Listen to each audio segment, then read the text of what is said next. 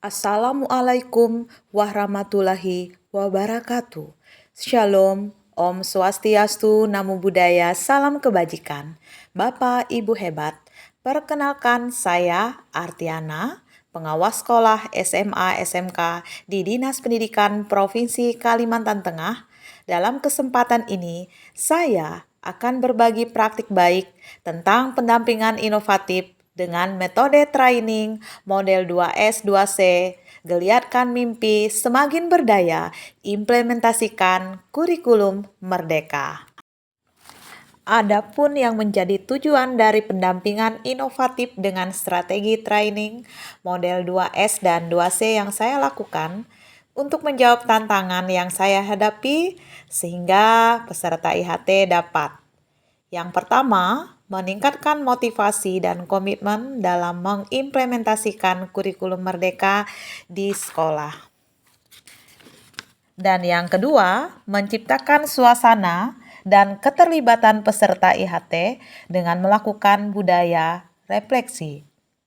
Ketiga, memberikan berbagai pengalaman untuk dapat mengimplementasikan kurikulum merdeka sehingga tercipta sekolah yang dicita-citakan.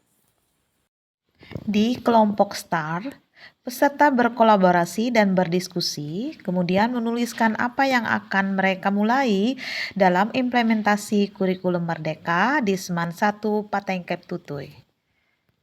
Guru-guru saya yang metodenya ceramah mengajar, tapi siswanya boleh aktif baik dalam kelompok ataupun dalam hal-hal yang lain. Pada zaman sekarang ini kan yang namanya game itu sudah familiar bagi siswa-siswa kita. Di kelompok STOP, peserta berkolaborasi dan berdiskusi serta menuliskan apa yang akan mereka hentikan dalam kebiasaan buruknya. Di kelompok CENG, peserta berkolaborasi dan berdiskusi serta menuliskan perubahan yang akan dilakukan dalam mengimplementasikan kurikulum merdeka. Bagaimana kami sama guru yang lain saling memberikan cara untuk bisa melakukan proses perubahan dalam pembelajaran di kelas. Nah, itu saya akan melanjutkan tentang perubahan yang akan dilakukan. Yang selanjutnya adalah pengembangan diri guru. Jadi guru harus mengembang, bukan mengembang badannya, tapi mengembangkan perubahan. Ya, pengetahuan harus upgrade diri. Ya, setuju Bapak Ibu? Nah, caranya bagaimana Bu? Bapak Ibu, pengembangan diri itu caranya bagaimana? Bisa belajar mandiri, bisa belajar mengikuti program-program yang diselenggarakan oleh pemerintah, misalkan guru penggerak, misalkan budaya positif di situ betul di situ. Kemudian mengikuti in-house training, nah itu juga salah satu pengembangan diri guru ya, mengikuti kombel ya, komunitas belajar, atau kita bisa belajar secara berkelompok dengan rekan sejawat kita di sekolah. Nah tujuannya buat di kelompok kontinu, peserta berkolaborasi dan berdiskusi serta menuliskan apa saja yang akan mereka lanjutkan yang sudah baik dalam mengimplementasi kurikulum merdeka.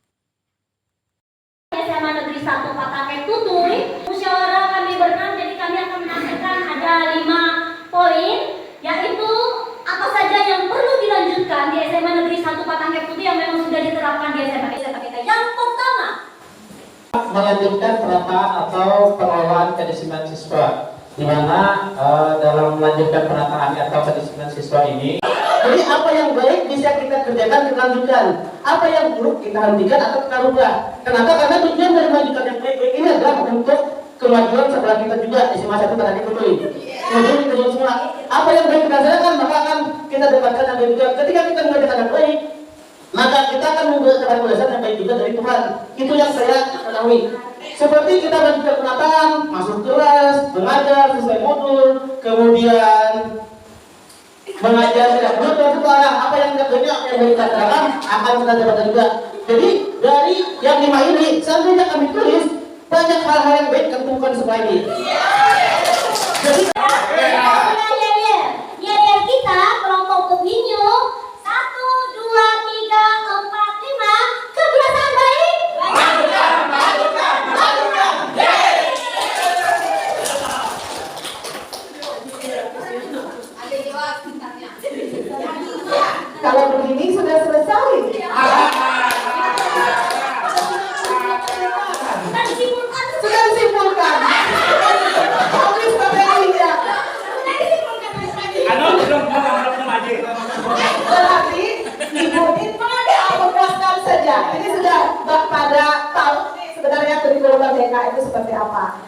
tadi sudah disampaikan berpusat pada murid, ya betul ya. Nah, untuk itu bagaimana kita dari kurikulum ada capaian pembelajaran itu nanti kita turunkan sehingga pembelajaran yang kita berikan, Bapak Ibu berikan di kelas gitu ya, berdampak dan berpusat pada murid. Iya, kalau di kurikulum 2013 kemarin banyak betul ya kontennya ya, materinya. Bapak Ibu mempunyai keleluasaan untuk kompetensinya yang dicapai, bukan materinya yang kita tonjolkan gitu ya. Materi ini harus habis, tapi tanpa kita sadari sebenarnya kompetensi siswanya belum terakomodir. Nah, di kurikulum Merdeka ini bagaimana Bapak Ibu sekalian itu bisa menjadikan pembelajaran yang berbasis kompetensi. Oleh sebab itu dari CP di capaian pembelajaran Bapak Ibu juga bisa akses ya di PMM ya. Di sana ada kalimat-kalimat kompetensi, kemudian konten. Dari situlah Bapak Ibu akan menurunkan tujuan pembelajaran dan dari di situ dimodifikasi sedemikian rupa sehingga itu bisa membuat modul ajar gitu ya. Modul ajar itu tidak semua materi yang harus kita materi yang banyak harus kita berikan, tapi bagaimana supaya materi yang diberikan itu sesuai dengan kompetensi yang ada pada CP. Ya, itu bedanya. Kalau kemarin banyak materinya, di mana materi itu harus selesai dalam satu bab. Sekarang bagaimana kompetensi itu dicapai. Nah, tadi saya tinggal di Duta Biang Layang nih ya, Duta Biang Layang. Bapak Ibu tadi saya ajak untuk merefleksikan ini. Sebenarnya bagus, ini kebiasaan baik yang ada di kurikulum Merdeka itu.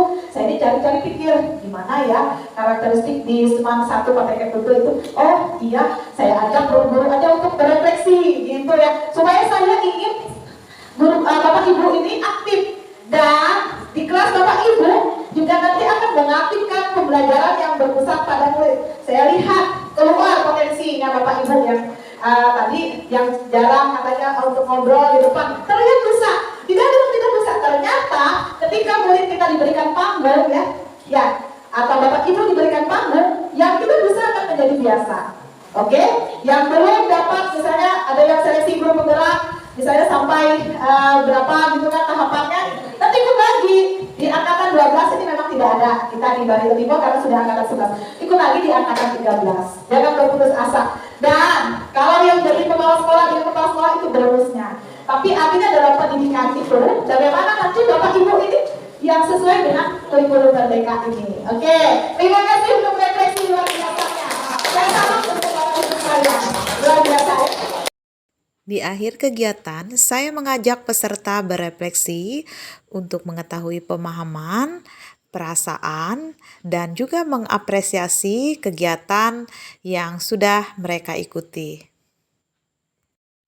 Hasil yang diperoleh dari praktik baik yang saya lakukan dalam kegiatan ini adalah sebagai berikut.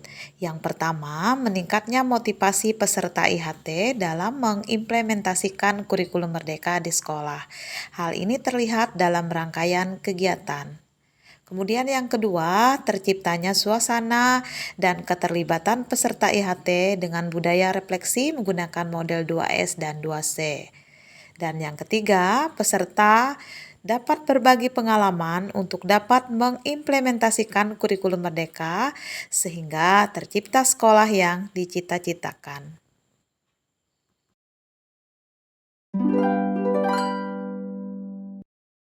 Demikian pendampingan inovatif dengan metode training model 2S dan 2C. Geliatkan mimpi semakin berdaya, implementasikan kurikulum Merdeka yang telah saya lakukan. Semoga praktik baik ini bermanfaat. Salam dan bahagia, Bapak Ibu hebat.